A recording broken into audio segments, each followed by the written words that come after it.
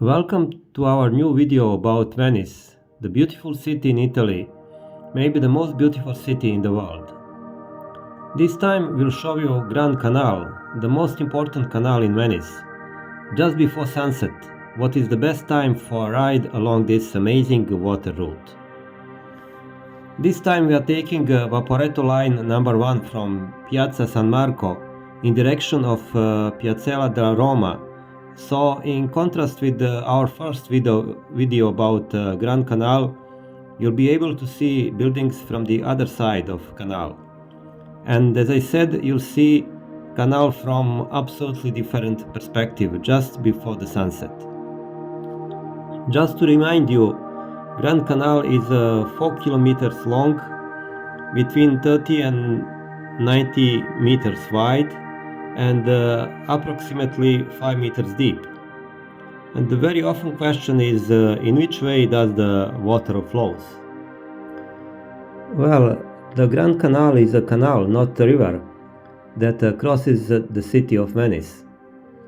The water in Venice comes from its surroundings lagoon, which in turn is directly connected to the Adriatic Sea. Therefore, Venice has tides like the sea, and as a consequence, every time the tide changes, so does the direction of the flow in all the canals in Venice.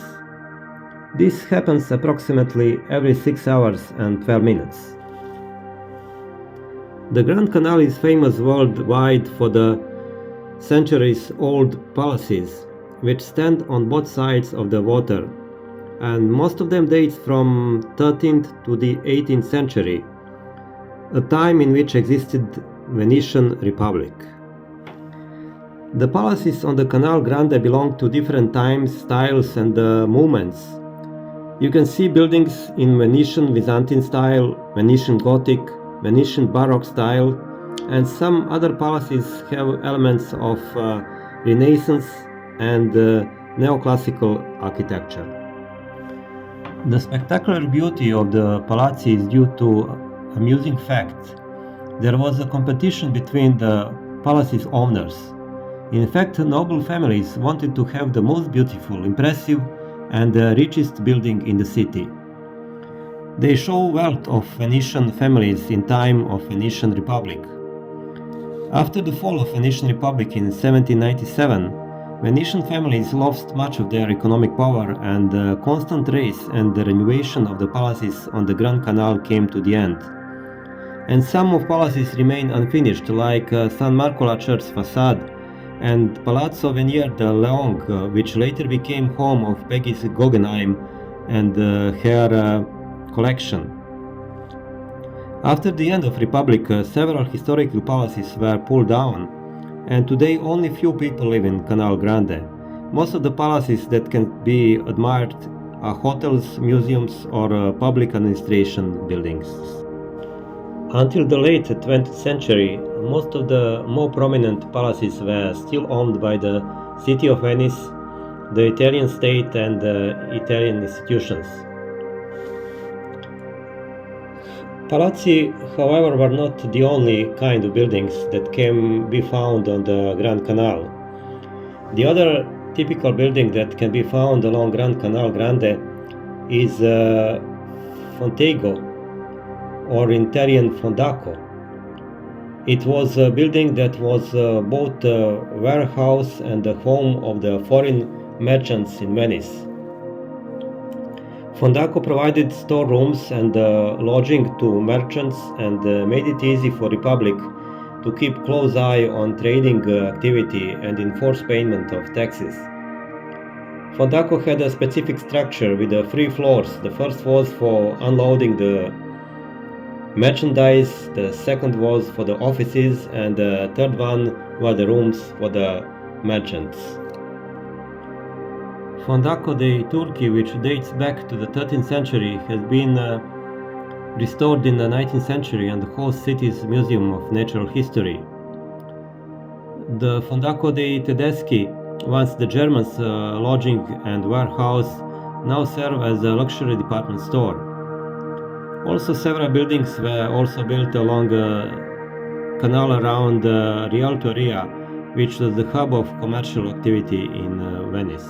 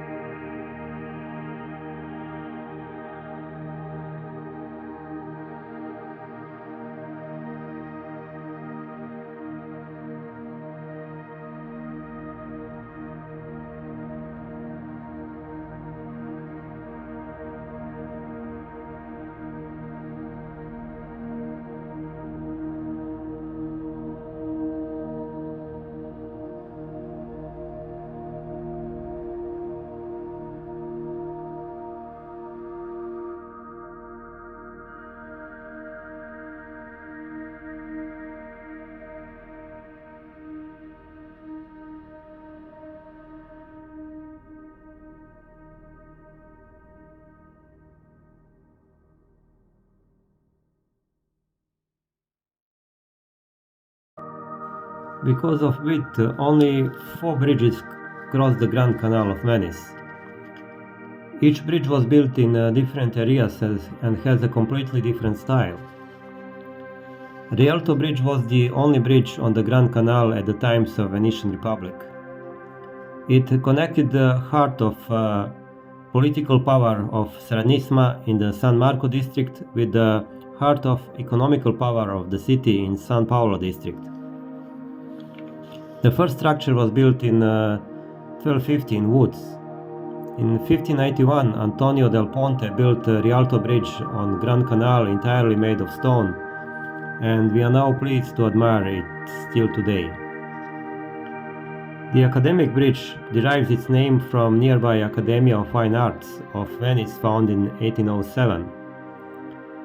In 1933, Austrian steel bridge from 19th century was replaced by wooden one, as bridge has to be renovated continuously and even fully replaced as in 1986. Constitution or Calatrava Bridge, by the name of his Spanish designer, connects the train station Santa Lucia with the Piazzale de Roma, where the bus station takes place. It is the least liked bridge in Venice because it costed much more than expected, and the bridge is now optimized for soft ground of Venice, and his stability has to be monitored constantly. It is designed with glass steps that makes him slippery, and there is also one bridge called the Scalzi Bridge or a Barefoot Bridge. It is stone bridge located just left of the train station and connects Canaggio and Santa Croce district, just like a Constitution Bridge. Grand Canal has a reverse S shape. It divides city in two parts. It goes from Piazzale de Roma to Piazza de San Marco. It was wider in all times and flowed between small islands connected by wooden bridges. It is thought that originally Grand Canal followed the course of ancient Brenta River, flowing into lagoon. Under the rule of Roman and Byzantine Empire, Venetian lagoon became more populated and soon after important player.